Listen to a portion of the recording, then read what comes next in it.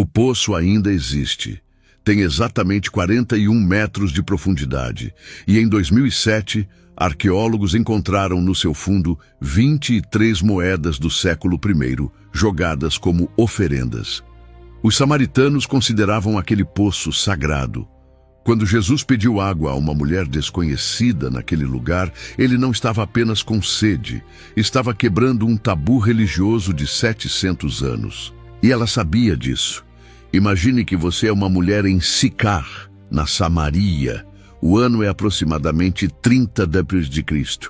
É meio-dia, a hora sexta, como os textos antigos contam o tempo, e o sol de agosto castiga os campos de trigo já colhidos com uma ferocidade que faz o ar tremer sobre a terra seca.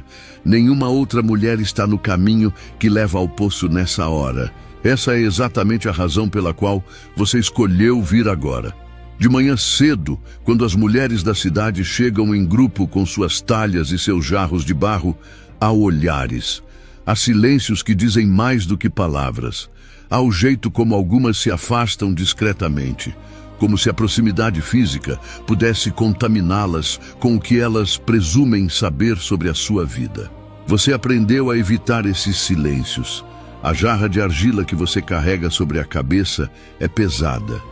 Um jarro cheio de água pode pesar mais de 15 quilos e a caminhada de volta para a cidade, subindo a encosta sobre terreno de pedras soltas, vai testar cada músculo das suas costas e das suas pernas.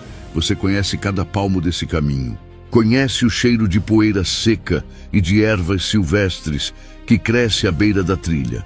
Conhece o ruído seco das cigarras nos oliveiras raquíticos que pontilham o vale.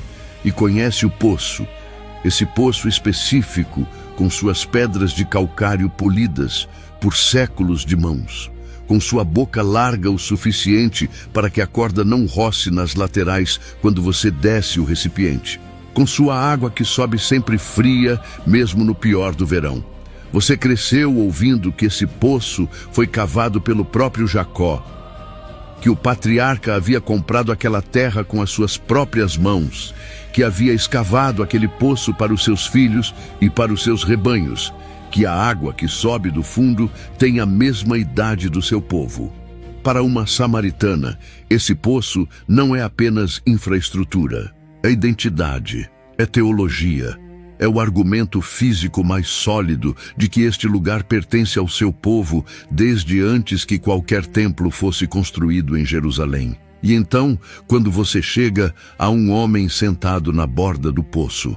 Um homem que, pelo sotaque quando ele fala, pelo corte da roupa, pelo jeito como ele te olha sem desviar os olhos, é claramente judeu. E ele te pede água. A Samaria de 30 d. Era uma região que carregava em cada pedra, em cada nome de aldeia, em cada ritual religioso, a memória de uma fratura que havia rachadado o povo de Israel em 700 anos antes e que nunca havia cicatrizado completamente.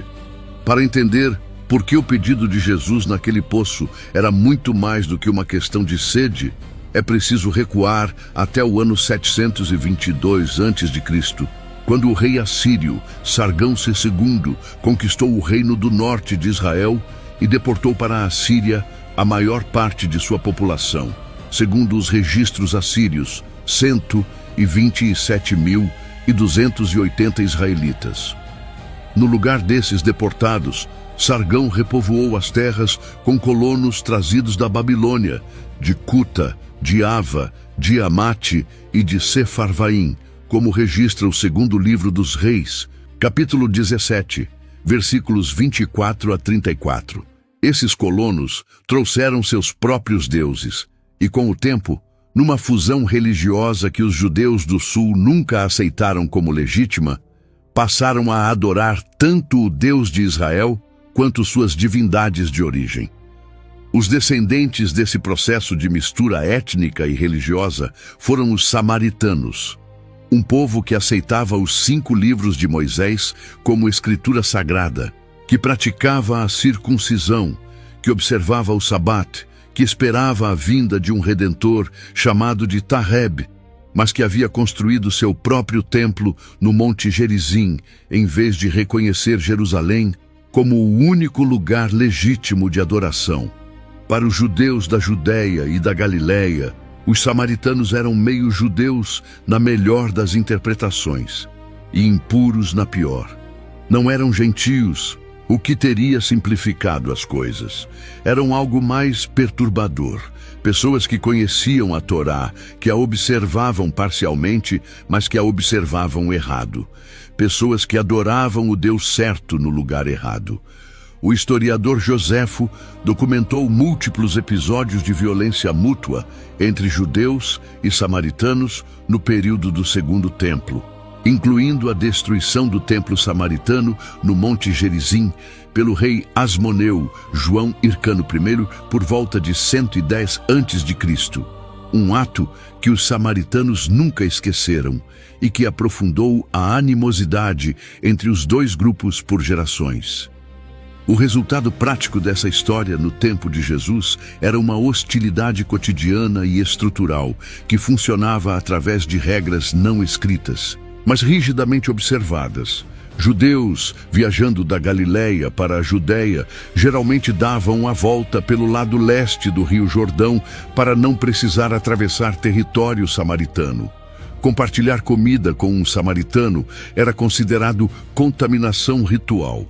Compartilhar um recipiente para beber, como um jarro de água, era uma violação ainda mais direta, porque envolvia contato físico com um objeto que havia tocado os lábios de um impuro, como a própria mulher registra em João, capítulo 4, versículo 9. Como tu, sendo judeu, me pedes de beber a mim, que sou mulher samaritana? Porque os judeus não se comunicam com os samaritanos. A pergunta não era retórica, era um diagnóstico social preciso.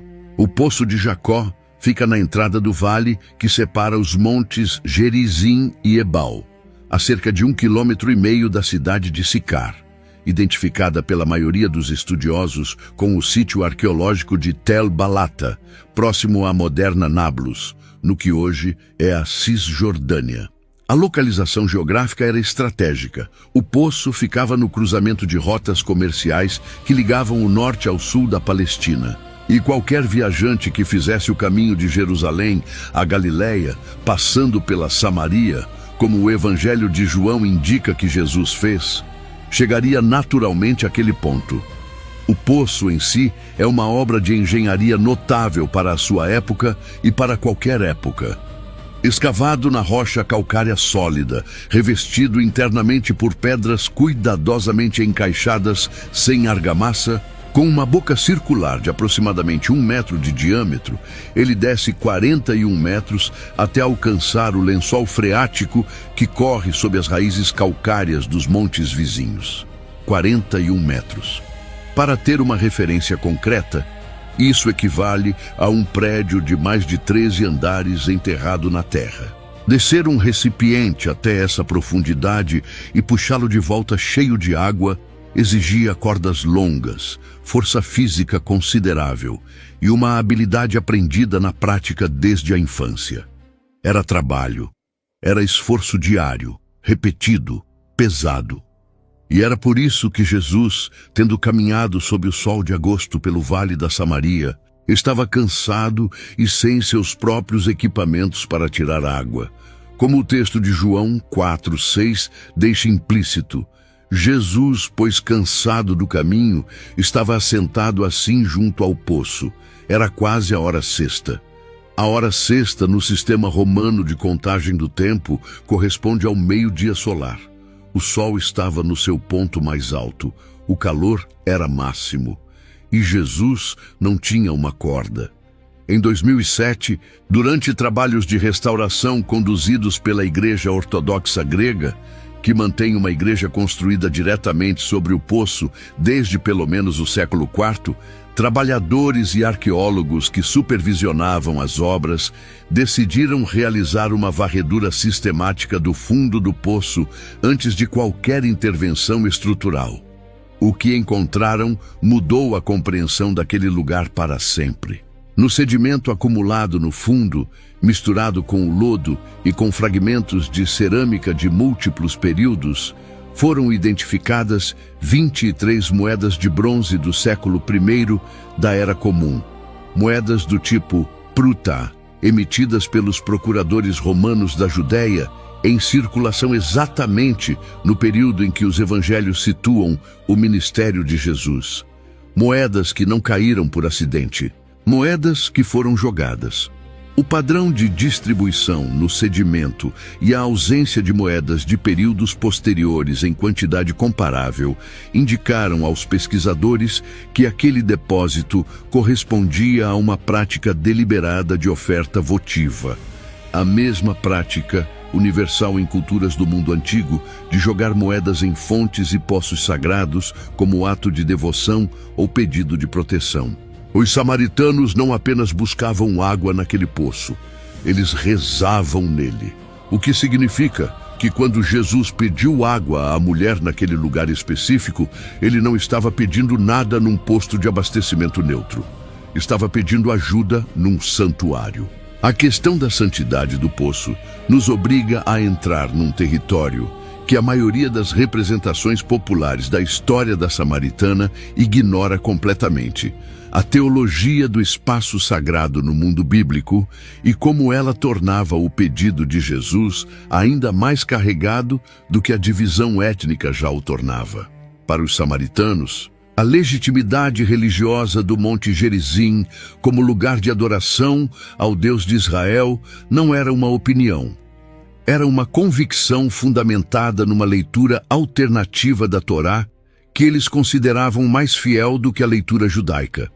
O Monte Gerizim aparece no livro do Deuteronômio, capítulo 27, como o Monte das Bênçãos, em contraste com o Monte Ebal, o Monte das Maldições. Os samaritanos interpretavam passagens do Pentateuco como indicações de que Deus havia escolhido o Gerizim como sua morada. E o Poço de Jacó, localizado precisamente na entrada do vale entre esses dois montes, estava dentro da zona de sacralidade que irradiava daquele centro teológico. Mas havia uma dimensão adicional. O livro do Gênesis, capítulo 33, versículos 18 a 20, narra que Jacó, ao retornar de Padã Arã com sua família e seus rebanhos, comprou um pedaço de terra nos arredores de Siquém, a mesma região, e ali armou sua tenda e construiu um altar ao Deus de Israel. O capítulo 48, versículo 22, registra Jacó, legando essa porção de terra especificamente a José. Para os samaritanos, que se identificavam como descendentes das tribos de Efraim e Manassés, filhos de José, essa genealogia patriarcal do poço era absolutamente central.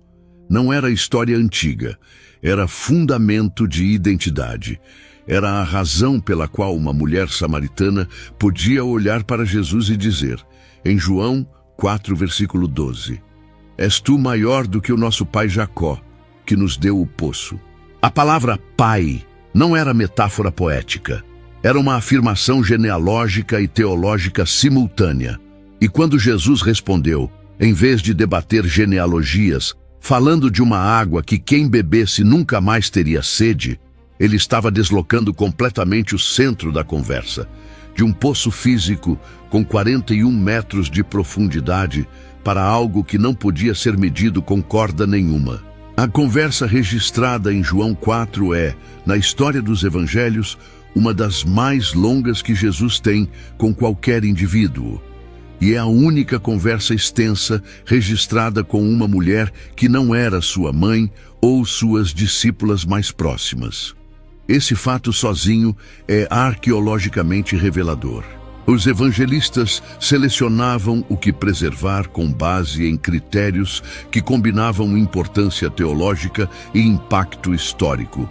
E o fato de que uma conversa com uma samaritana anônima, pertencente a um grupo étnico desprezado, do gênero feminino numa sociedade fortemente patriarcal, morando numa cidade sem prestígio, chegando ao poço na hora em que as outras mulheres já foram, mereceu registro detalhado em João, diz algo sobre o quanto aquela conversa foi considerada significativa pelos primeiros cristãos. Mas há algo que a maioria das leituras populares perde.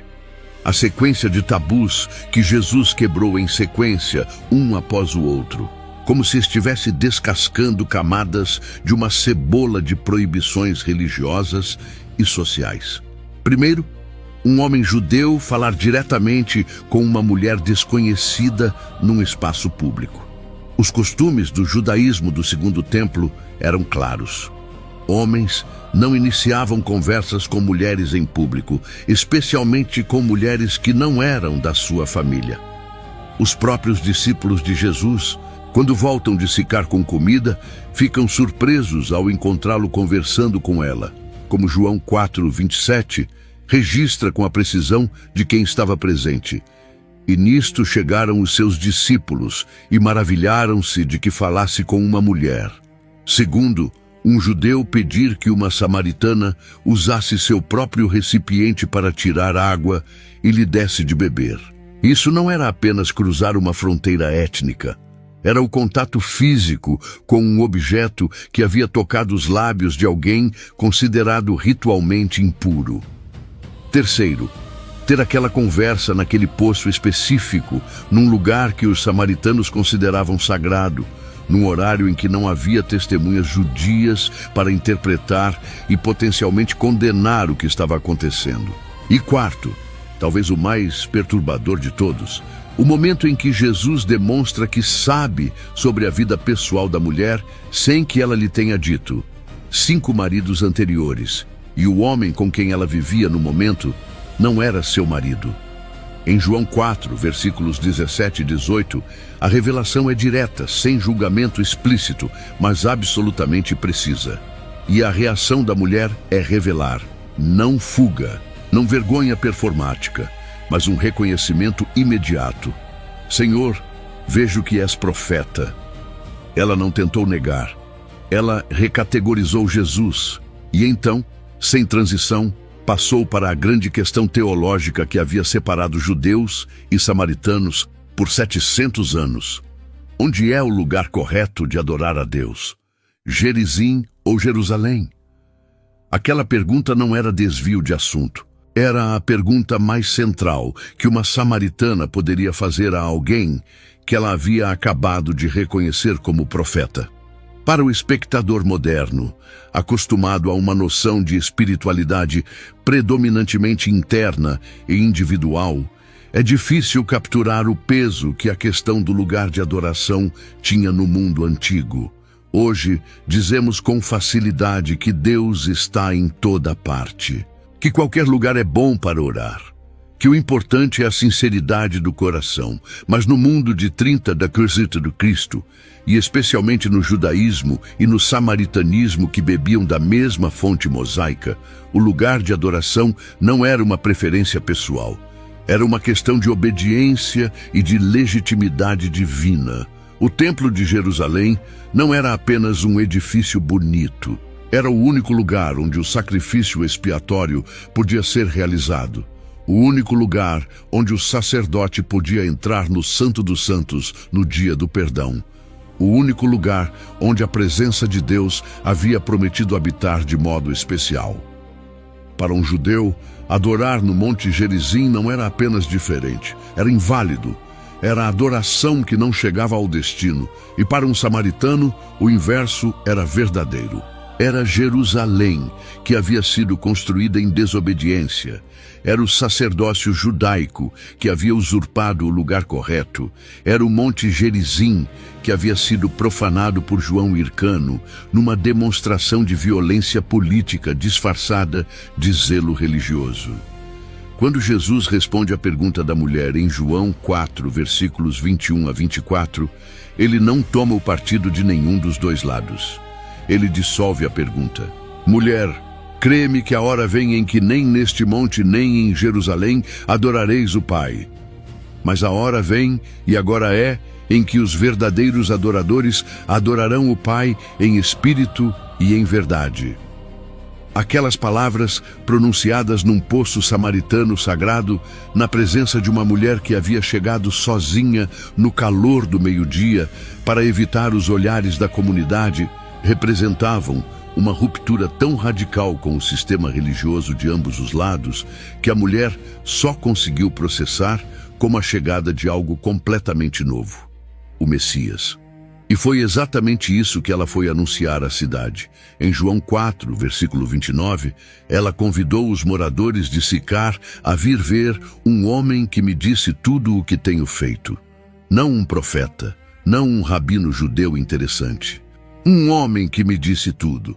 Uma mulher que havia chegado ao poço, na hora em que ninguém mais vinha, para não ser vista, saiu daquele encontro sem a sua jarra de água. João 4, 28, registra que ela deixou o seu cântaro e foi correndo anunciar ao povo que havia evitado o dia todo. O Poço de Jacó sobreviveu a mais de 3.000 anos de história, com uma fidelidade notável à sua localização original. Sobre ele foram construídas e destruídas pelo menos 3 igrejas ao longo dos séculos. A primeira foi erguida no período bizantino, provavelmente no século IV, quando a imperatriz Helena, mãe de Constantino, realizou sua famosa peregrinação pela Terra Santa e financiou a construção de igrejas sobre os principais sítios identificados como locais do ministério de Jesus. Essa primeira igreja foi destruída. Uma segunda foi construída pelos cruzados no século XII e também destruída. A atual estrutura, pertencente à Igreja Ortodoxa Grega do Patriarcado de Jerusalém, foi iniciada no final do século XIX e está ainda em processo de construção e restauração, um projeto que atravessou guerras, revoluções e mudanças de regime político na região. Mas o poço em si nunca foi movido, nunca foi deslocado, permanece exatamente onde os evangelhos o situam, exatamente onde a tradição samaritana o situava antes dos evangelhos existirem, exatamente onde a geologia do vale entre Gerizim e Ebal garantia que um lençol freático profundo poderia ser alcançado por quem escavasse com paciência e determinação suficientes. 41 metros de profundidade. A corda que você precisaria para alcançar a água no tempo de Jesus teria de ter pelo menos 42 metros de comprimento, com espaço para manobra. Uma corda assim era um bem. Era carregada com cuidado. E quando Jesus chegou sem a sua, talvez porque a pressa da caminhada, talvez porque os discípulos haviam levado os equipamentos para a cidade, a dependência que ele criou ao pedir água à mulher samaritana era real, concreta e deliberadamente humilde. O Filho de Deus precisando de uma corda, dependendo de um recipiente que pertencia a uma mulher que seu povo considerava impura, bebendo do mesmo jarro que ela havia usado. As 23 moedas encontradas no fundo em 2007 são hoje preservadas e catalogadas. Cada uma delas tinha sido segurada por uma mão samaritana antes de ser jogada na escuridão do poço, como uma oração sem palavras. Como uma forma de dizer: este lugar é sagrado, este lugar pertence ao nosso Deus. E então um homem veio e sentou na beira desse lugar sagrado, pediu água a uma mulher que havia chegado sozinha porque não queria ser vista, e em 15 minutos de conversa, ofereceu algo que 41 metros de corda nunca poderiam alcançar. A história do Poço de Jacó e da mulher samaritana pode parecer, à distância de 2.000 anos, uma narrativa religiosa edificante, o tipo de história que aparece em sermões dominicais com uma lição moral clara e um encerramento reconfortante. Mas quando colocamos de volta todos os elementos que o tempo e a familiaridade retiraram, a hostilidade de 700 anos entre dois povos, o tabu do gênero, o protocolo da pureza ritual, a sacralidade do poço e as moedas jogadas no fundo como preces, o meio-dia de agosto com sol vertical e uma mulher que havia aprendido a invisibilidade como estratégia de sobrevivência. O que fica é algo muito mais perturbador e muito mais humano. Fica uma cena onde todas as regras que organizavam o mundo daquelas duas pessoas foram, uma por uma, colocadas de lado. Não com violência, não com argumentação filosófica, com um pedido simples: me dá água, com uma conversa sobre a vida real de uma mulher real, sem julgamento, sem eufemismo, sem o tipo de gentileza diplomática que, na verdade, desumaniza quem a recebe. E então, com uma oferta, água viva, a expressão que em aramaico e em grego do primeiro século significava ao mesmo tempo água corrente e vida eterna, um duplo sentido que o texto de João preserva com a consciência de quem sabia exatamente o que estava fazendo. 2000 anos depois, turistas e peregrinos de todo o mundo descem os degraus da cripta da Igreja Ortodoxa de Jacó, em Nablus. Se ajoelham na beira do mesmo poço, abaixam um recipiente preso por uma corrente moderna de metal e puxam de volta água fria do mesmo lençol freático que hidratou os rebanhos de Jacó, que apagou a sede de Jesus numa tarde de verão e que recebeu no fundo 23 moedas de pessoas que acreditavam que aquele lugar tinha algo de sagrado. O poço ainda existe, a água ainda sobe fria. E a pergunta que aquela mulher fez, onde é o lugar certo para encontrar Deus, nunca encontrou uma resposta mais simples do que a que recebeu naquele dia. Não é o monte, não é o templo, é aqui, agora, nessa conversa. Se esse vídeo fez você ver a Bíblia com novos olhos, inscreva-se no canal, compartilhe com alguém e comente que nota você daria para esse vídeo.